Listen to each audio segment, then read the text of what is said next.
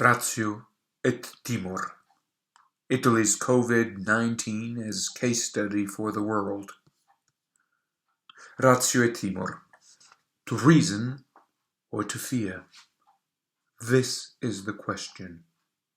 The question we are here to face today, taking our bearings from the Corona-19 ordeal, beginning from the navel of its world, of the Corona world, the world overtaken by discourse about the Corona. That navel is Italy, a nation of 60 million people. Italy, where over 9,000 Corona-related deaths have been reported so far. The news travels at near light speed across the highly industrialized world, serving at once as food for talk, an avalanche of talk that submerges, drowns, effaces the culprit, the villain, the virus begging for an apology, for a fair trial, while its foreign voice is smothered, silenced, underneath general ignorance of the virus's nature. The report of deaths, unaccounted for, takes our modern world by surprise, just as we had been accustomed to feel in public that death had been tamed, that it had become predictable, even statistically banal. The new discourse overturns its previous guise, imposing fear in the public sphere, fear in the place of reason. A new discourse of fear replaces one of reason conceived in terms of automatic calculation, of reductionist mathematical certainties, handed down by an elite of experts, the high priests of our free societies. Today, our priests surprise us, exposing fear from beneath a veneer of order, melted down in a flash as wax under a midday sun. We fall like Icarus, with our freedom shattered, turned into a mixture of terror and rage. Terror in the face of untamed death, rage in the face of all those we might hold responsible for it. Not only the microscopic virus, but also, and most importantly, macroscopic culprits. Men that collective fear damns as viruses in their own right. Homo homini virus. Man is a virus to man. Who are the official macroscopic culprits today? Whom can we blame for our fear? As long as we cannot control the foremost enemy, the microscopic alien, that insidious devil, we turn to those who are supposed to defend us from untamed death, our leaders and their clamorous, homogenized spokespeople, mass media. Our leaders who, as blind giants, do not know our microscopic enemy, and whose eyes are the experts we feel compelled to trust. Our leaders, together with their prestigious entourage, appear hapless. Nowhere is their haplessness more manifest than in their public call to fear, to abandon reason for fear, to recoil from the public sphere, to bury all reason into private fear. They call for a massive quarantine, carrying the weight of a Kantian moral imperative, an imperative beyond all question, all doubt, all bracketing. Not to embrace the imperative is, in effect, to be exposed to the imputation of radical evil. Whatever layman rejoins the microscopic virus in the public sphere risks being assimilated to it. He risks becoming a virus himself. Homo homini virus. Yet, as the public sphere converts into a forbidden city, shunned beyond our doorsteps, as insidious wilderness would once be shunned beyond Herculean pillars, not only the impious prowl, but our guardians as well. Those who dare contravene the quarantine, not merely in deed now, but also in speech, are susceptible to punishment, if not outright condemnation. This is what is now occurring in Italy, more than anywhere else, it would seem. In this navel of the corona world, we have even seen the rise of a new sacred inquisitional tribunal in the defense of a new faith, of a new fear, of a new corona religion sanctioning all those who are perceived as not believing in it.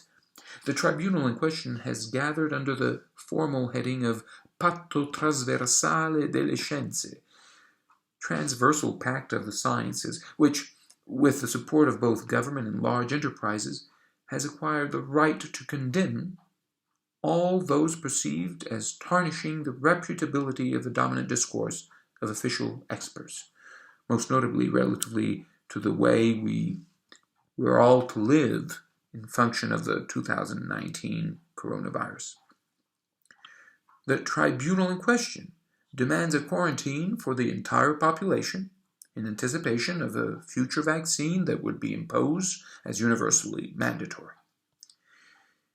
Official experts are to be trusted unconditionally as those privileged enough as to possess direct experience of the evils threatening us in the public sphere. Little does it matter if the stigmatized virus began spreading in Italy already as of November 2019. Little does it matter if 24 million Italians may have already contracted the virus unknowingly. And little does it matter if 95-year-old ladies recover from the corona infection without any need for intensive care. No, we're not speaking of the Black Plague. What counts is that the public sphere be maintained relatively virus-free. Viruses, as the plebs, must be secluded in the private sphere, at least as long as the new discourse of fear and trembling has not succeeded in replacing the previous one of secular freedom, of paper-thin, libertine optimism floating over abysmal dread. That optimism had become so whimsical as to no longer adequately serve the interests of its Orwellian managers. Libertinism can no longer afford running loose in Italy's public sphere. The libertine must return home. He must be confined, managed, controlled within domestic walls. He, not a microscopic foreigner, is the real virus of public order. Italian libertinism must leave its formal place to a new devotion to an elite of experts and the interests they serve, industrial and statist interests. Now, you might ask, how could this be? What are we to make of numbers reported from Italy? What are we to make of the thousands of dead? Lest our heads be overburdened by perplexity, let us turn briefly to numbers. To begin, Italian authorities, for instance, in the person of Angelo Borrelli, current Chief of Civil Protection, have confirmed that people dying with the corona are counted as having died from corona. If I die of heart failure at 95 years old, and at the moment of my death I was diagnosed with the corona, then my death will be statistically attributed to the corona. End of the story, no questions asked. A second consideration.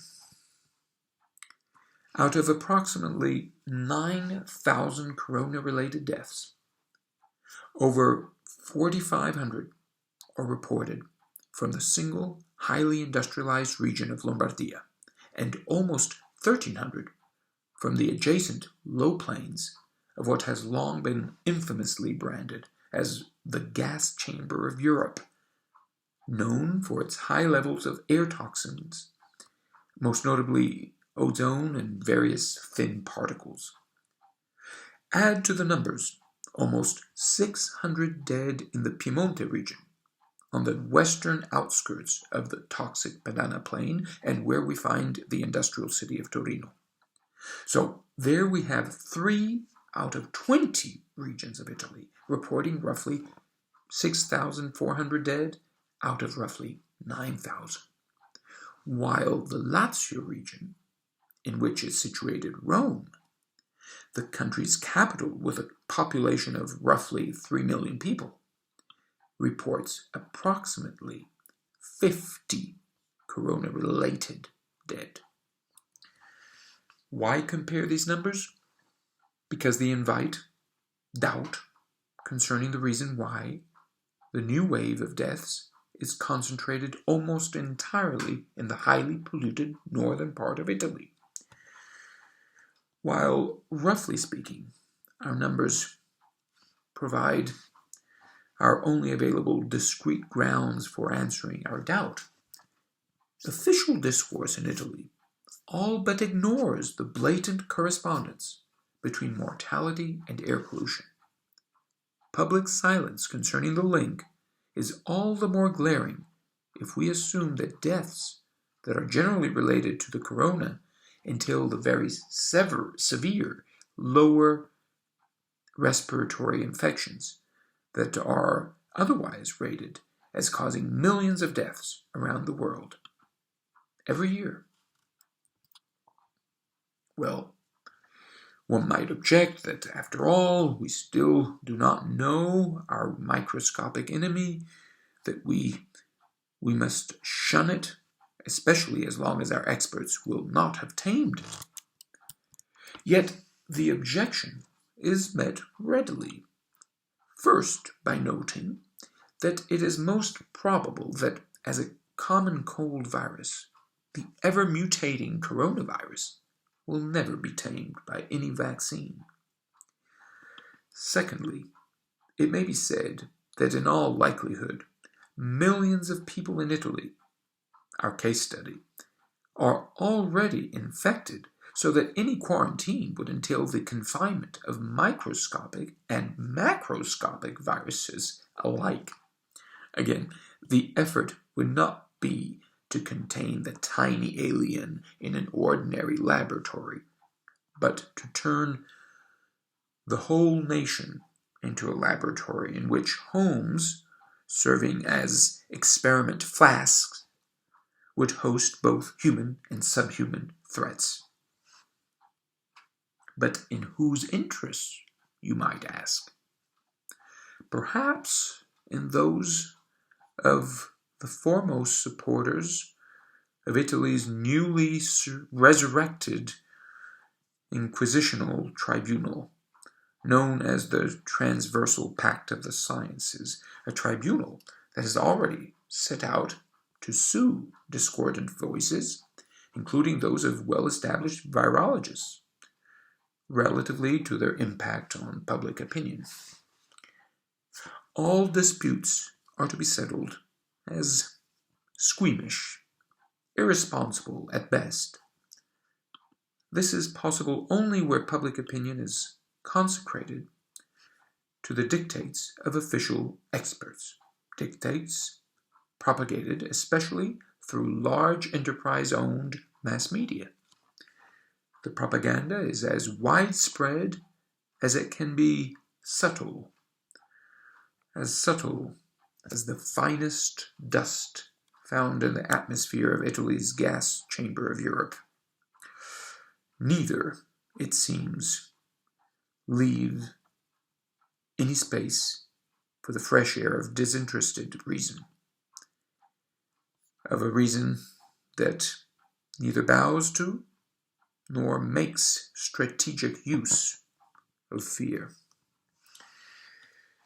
Today, the reason of libertines has floundered under the weight of Timor, leading to the widespread sense that strict home confinement spares us the guilt of endangering the lives of millions of people, or simply of provoking their violent deaths. As Timor replaces ratio, as fear takes precedence over reason, we are overtaken by Kafkian dystopian nightmares. The most discreet act of stepping out into the street may thereupon acquire the most grotesque appearance of an act against humanity, of a mass murderous deed that must not be tolerated.